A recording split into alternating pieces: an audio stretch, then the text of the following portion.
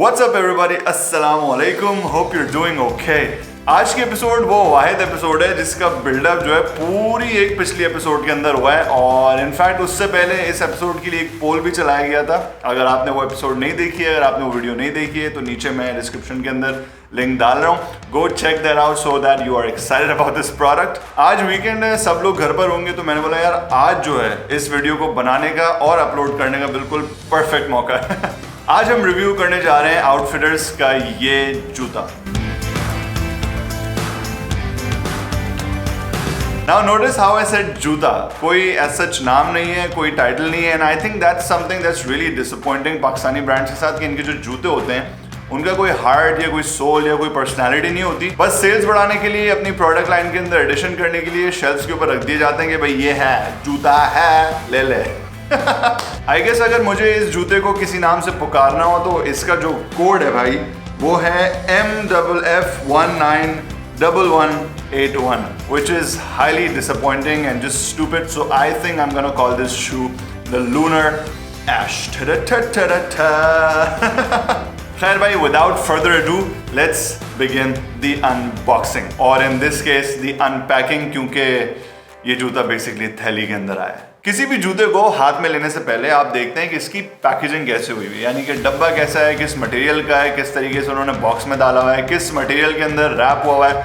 मगर आउटफिटर्स को इन सारी चीज़ों से कोई सरोकार नहीं है. आउटफिटर्स बोलता है भाई देखें हमारे पास है ये थैली ये गलीज प्लास्टिक की थैली जिसके ऊपर बहुत बड़ा एहसान हुआ है कि लिखा हुआ है आउटफिटर्स.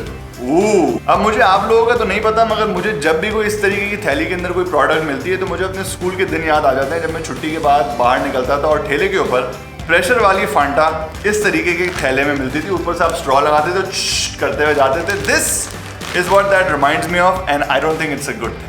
अब नेचुरली सारी पैकिंग थैली के अंदर हुई है तो ज़्यादा स्टेप्स नहीं है, तो आई गेस मैं थैली को खोलूंगा और जूता बाहर आ जाएगा. जूते का जो पूरा टॉप पोर्शन है वो एक नेटेड मटेरियल का बना हुआ है which is of like a dirty ash grey colour with some accents of black and this really cool red accent. मुझे इस जूते से बहुत सारे इख्तलाफ हैं, मगर I am not gonna lie. एक चीज़ जो मुझे बहुत बहुत पसंद आई है वो ऑब्वियसली इसका ये कलर है और इसी कलर की वजह से भाई का दिल इस जूते के ऊपर आया था. अच्छा, ये जो ऐश ग्रे टांके हैं these go all the way to the back और फिर बैक के ऊपर इन्होंने रेड थ्रेड यूज किया है which I think is really cool. एक जो चीज़ मुझे बुरी लगी वो ये है कि यार यहाँ पे बीच में इन्होंने ये भद्दा सा अगली सा काला पैच दिया हुआ है which is obviously the same material, it's a continuation of the same thing, but यहाँ पे they just use like a black thread और उसके ऊपर उन्होंने ये बड़ी नॉर्मल सी लेस डाली हुई है. There are no eyelets here, तो बस सुराख हुए हुए हैं आपके जूते के अंदर और उसके अंदर से लेस निकल कर आई हुई है. This here seems slightly lazy to me. जूते की टॉप पोर्शन के ऊपर आपकी एंकल के around the material is slightly elastic और this is going to obviously wrap around your leg. Which is good, it's a great fit. एक जो चीज़ मैं इसके बारे में बताना चाहूँगा वो ये है कि यार आउटफिटर्स के जो निटेड जूते हैं जिनका टॉप निटेड होता है उनका एक सबसे बड़ा फ़ायदा ये है कि they're super breathable and they're super comfortable. मेरे पास आउटफिटर्स की आई थिंक 2 या 3 कलेक्शन या आई थिंक लास्ट ईयर का ये जूता है and I think this was the first time that they introduce like a knitted material on their shoes.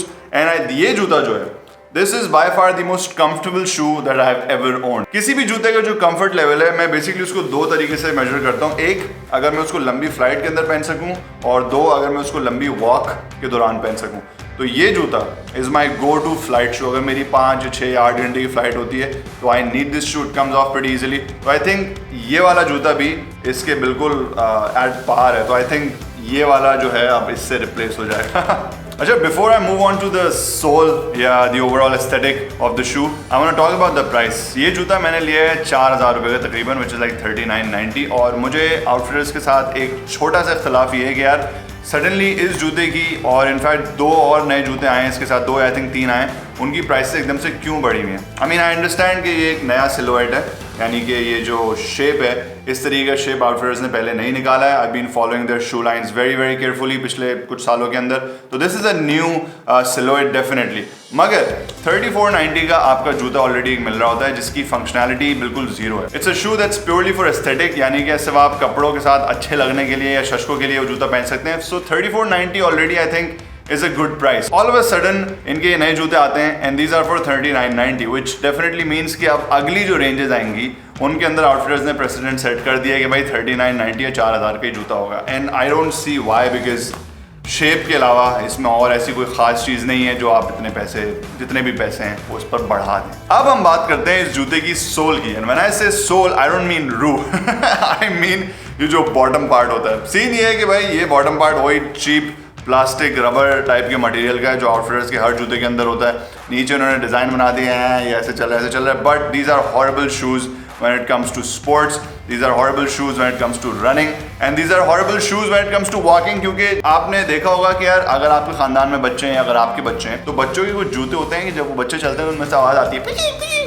इस जूते का भी वही मसला है. इनफैक्ट आउटफिटर्स के हर जूते का मसला है कि इनकी जो सोल है वो पता नहीं कौन से मटेरियल की होती है. जब आप टाइल्स पर या वुड पर या आप फ्लोर के ऊपर चलते हैं तो उसके अंदर से पिचिंग की आवाज़ें आती हैं. And that just feels annoying, क्योंकि आप एक अच्छी उम्र के इंसान हैं, एक अच्छी उम्र की लड़की हैं, और जब आप चल रही हैं तो बच्चों की तरह आपके जूतों में से पिचिंग की आवाज़ें आ रही हैं, which I think is super frustrating. Also इस जूते के ऊपर पेंट स्प्लैटर्स पड़े हुए हैं all around the sole, white colour के डॉट्स हैं, which I like for a very particular reason. Scene ये है कि जब मैं पेंट करता था या मैं ग्राफिटी करता था तो मेरे अक्सर जूतों के ऊपर इस तरीके के स्प्लैशेस आ जाते थे.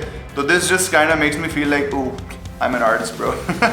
मगर अगर कोई आर्टिस्ट नहीं है या पेंटर नहीं है या कोई ऐसी चीज़ नहीं चाहता तो I don't, this doesn't make sense. Like why would you put stars या स्प्लैशेस, बिकॉज ये लगता है कि स्टार्स हैं ऑन योर सोल. अच्छा भाई, तो आप लोगों ने टाइटल तो पढ़ा होगा, तो अब हम उस चीज़ के ऊपर आते हैं. इनके डिज़ाइनर जो हैं वो थोड़ा लेजी शायद फील कर रहे होंगे. उन्होंने बाकी सारे पाकिस्तानी भाइयों की तरह प्रिंटर्स खोला होगा, 2 जूते निकाले होंगे, थोड़ा सा पोर्शन इस जूते से निकाला, थोड़ा सा पोर्शन इस जूते से निकाला, दोनों को स्लैप ऑन किया, सर नया डिजाइन तैयार है. मैंने सोचा कि यार आज आपको डेमोन्स्ट्रेशन दूं कि मैं इस जूते को कैसे रिक्रिएट करूंगा. So without further ado, demonstration.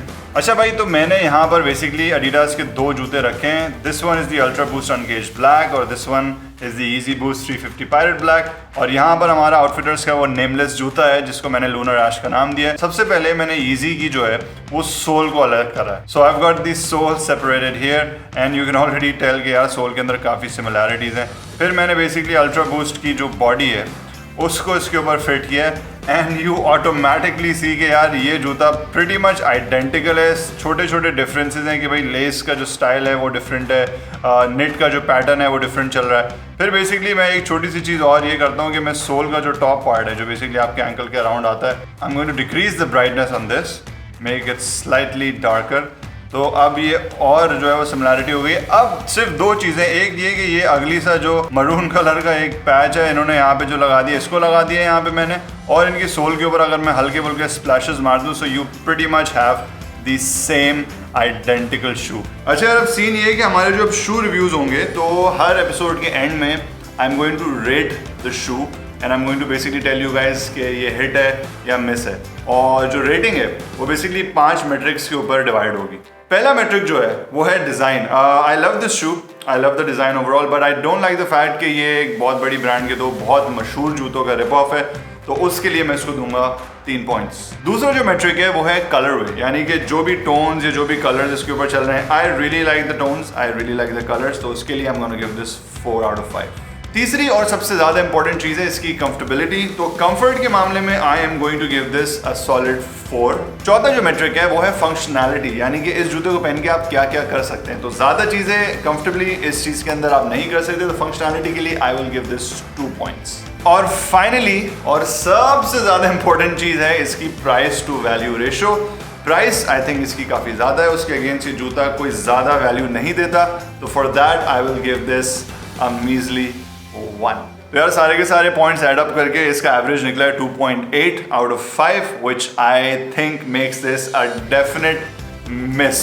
This is not worth 4000 रुपये. अगर आपके पास 4000 रुपये पड़े हुए तो आप अपने दोस्तों को ले कहीं अच्छी सी इफ्तार पे चले आएँ, किसी और ब्रांड से जो है सेल के ऊपर बहुत सारी टी-शर्ट्स ले लें, कोई जीन्स ले लें, रेक्स से चले आएँ, ज़ैनब मार्केट चले आएँ. अगर आप कराची में, अगर आप किसी और शहर के अंदर है तो आप कुछ और कर लें.